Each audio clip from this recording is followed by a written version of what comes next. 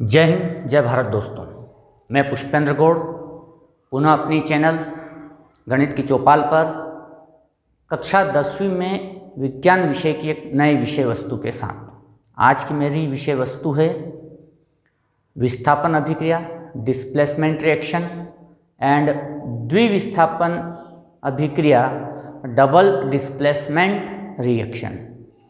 तो सबसे पहले हम शुरुआत करते हैं डिस्प्लेसमेंट रिएक्शन अर्थात विस्थापन अभिक्रिया से, और वो एक गतिविधि के माध्यम से। आपको क्या करना है, दो लोहे की चमकदार कील मतलब नई कील लेना है जिस पे जंग ना लगी हो।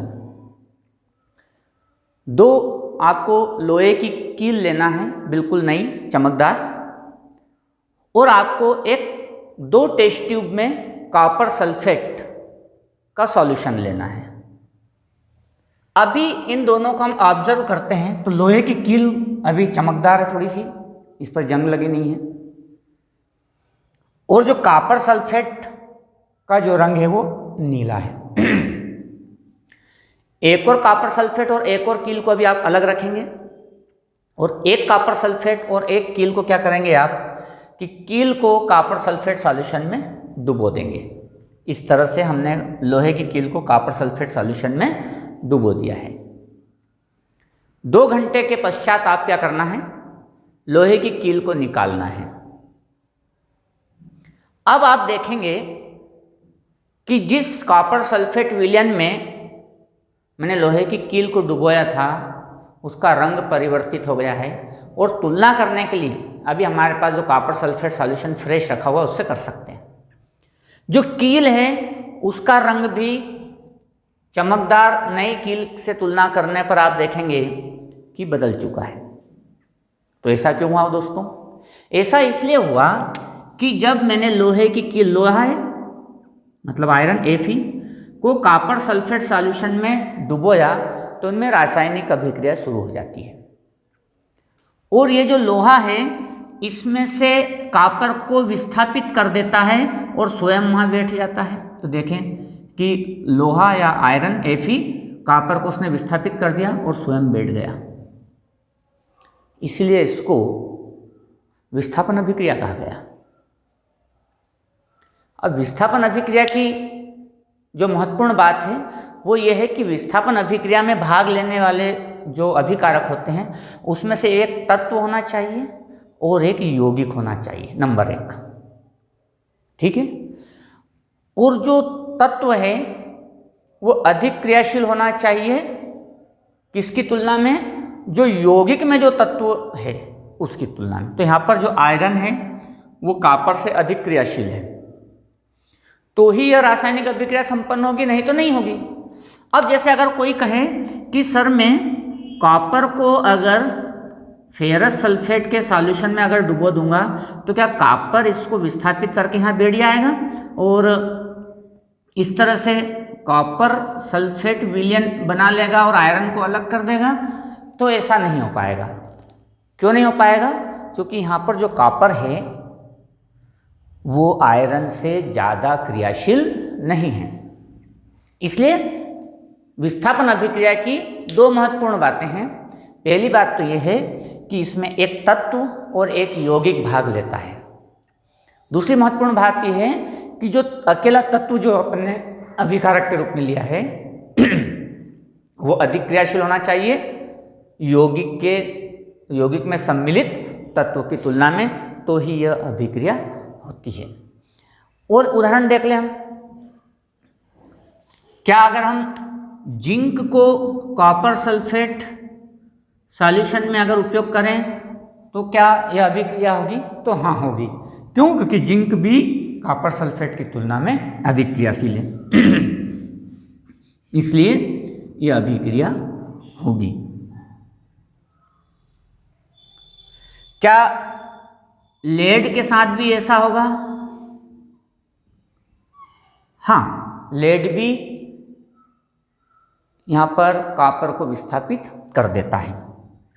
क्यों? क्योंकि लेड भी कॉपर से अधिक क्रियाशील है।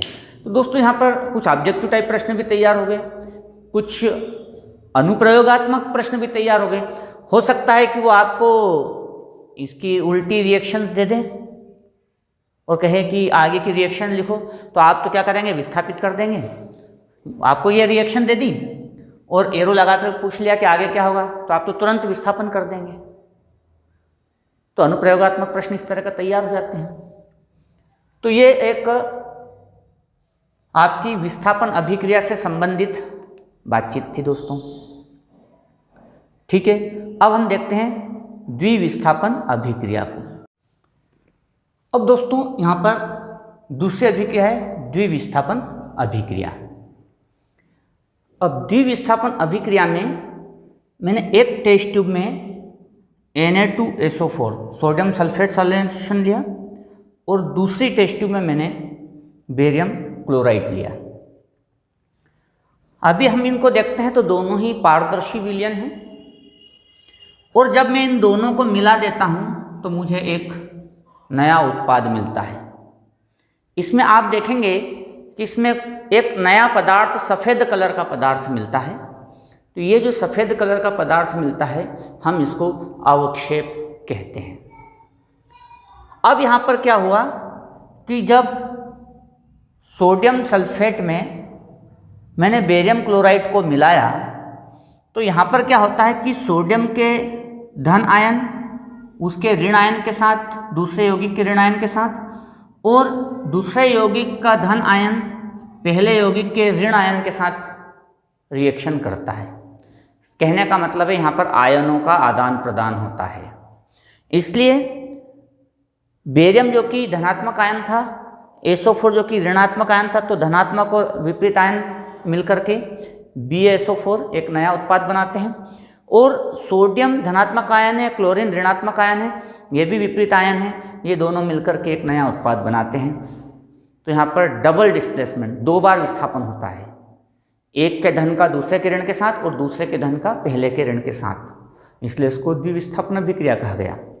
लेकिन परिभाषा ये नहीं है, इसकी परिभाषा ये है कि ऐसी रासायनिक अभिक्रिया जिसमें यौगिकों के बीच आयनों का आदान प्रदान होता है, ऐसी रासायनिक अभिक्रिया जिसमें यौगिकों के बीच आयनों का आदान प्रदान होता है, ऐसी अभिक्रिया को हम द्विविस्थापन रासायनिक अभिक्रिया, डबल डिस्प्लेसमेंट केमिकल रिएक्शंस कहते हैं। Exchange of ions, it is called double displacement reaction. Double displacement reaction की एक खास बात यह है कि इसमें भाग लेने वाले जो अभिकारक हैं दोनों ही यौगिक होना चाहिए, दोनों ही यौगिक होना चाहिए।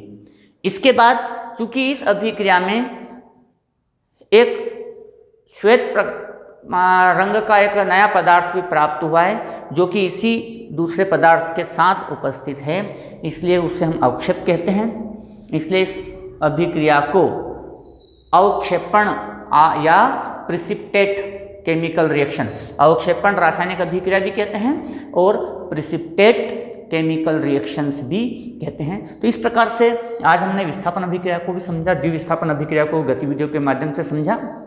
और यहाँ पर प्रश्न अलग अलग बन सकते हैं। एक प्रश्न बन सकता है कि विस्थापन अभिक्रिया और द्विविस्थापन अभिक्रिया में क्या अंतर है। तो विस्थापन अभिक्रिया में भाग लेने वाला एक तत्व होता है और एक यौगिक होता है, जबकि द्विविस्थापन अभिक्रिया में दोनों ही भाग लेने वाले तत्व क्या होते हैं, यौगिक होते हैं। एक ही महत्वपूर्ण अंतर है। तो एक ये प्रश्न भी तैयार हो जाता है कि इन दोनों रासायनिक अभिक्रियाओं में क्या अंतर है। दूसरा, जो विस्थापन अभिक्रिया है उसमें अधिक क्रियाशील तत्व यौगिक के कम क्रियाशील तत्व को हटा करके स्वयं वहाँ बैठ जाता है और इस प्रकार से अभिक्रिया पूर्ण होती है। जबकि द्विविस्थापन अभिक्रिया में क्या होता है, आयनों का आदान प्रदान होता है। तो एक प्रश्न आपका एक पूरी तरह से तैयार हो जाता है कि इन दोनों में क्या अंतर है। एक अवक्षेपण अभिक्रिया भी पूछ लेते हैं कई बार कि अवक्षेपण अभिक्रिया या प्रिसिपिटेट रिएक्शन किसे कहते हैं। तो आप इसी का उदाहरण दे करके अपने प्रश्न का उत्तर पूरा कर सकते हैं। दोस्तों, मेरे चैनल आप लोगों को पसंद आ रहे होंगे, मेरे कंटेंट आपको पसंद आ रहे होंगे, अतः मेरा निवेदन है कि आप अपने जो और साथी हैं उनको भी मेरे वीडियो आप वितरित कीजिए। इसका कोई शुल्क नहीं है, ये फ्री हैं। तो आप जहाँ तक अपने दोस्तों का सहयोग कर सकते हैं कीजिए, अपने दोस्तों रिश्तेदारों तक मेरे वीडियो को पहुँचाइए और मेरे चैनल गणित की चौपाल को आप सब्सक्राइब कीजिए। पुनः मैं अगली कक्षा में मिलूँगा एक नई विषय वस्तु के साथ। तब तक के लिए दोस्तों, जय हिंद, जय भारत।